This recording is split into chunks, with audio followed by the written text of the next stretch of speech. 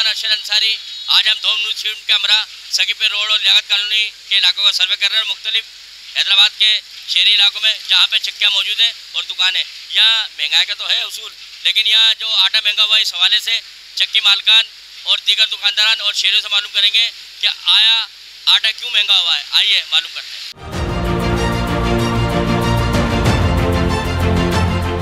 बस वही महकमा ऐसा है कि ये पैसे दो पैसे अपनी जेब में रखते हैं और सामने बस वो बंदा, गरीब बंदा बस मरे तो मरे।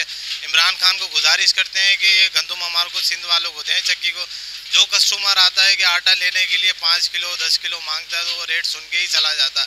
अभी एक हफ्ते पहले गंदम 620 रुपये का 10 किलो आटा चल रहा था, अभी एक हफ्ते के अंदर 700 तक पहुंच गया है। अभी जो है एक हफ्ते से गंदम के रेट बहुत बढ़ गए।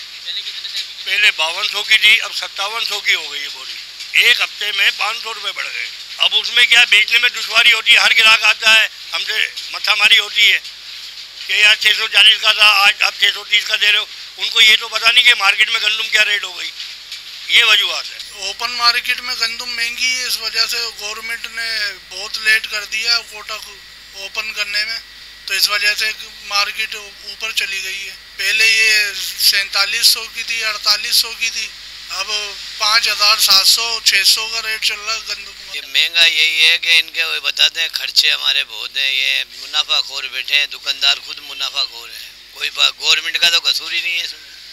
जो अपनी मर्जी से जो कर रहे हैं वो कर रहे हैं, कोई पूछने वाला नहीं है। इनको कंट्रोल करें कि भाई ये महंगाई क्यों है, क्यों बेच रहे हो। तुम्हारे को जब गवर्नमेंट ने रेट दे दिया 1900 रुपये मन का तुम्हें कनकी मिल रही है। पहले 600 का मिल रहा था, जो 600 का बेच रहे थे, अब मिल रहा 640 का, अब 640 का बेच रहे हैं।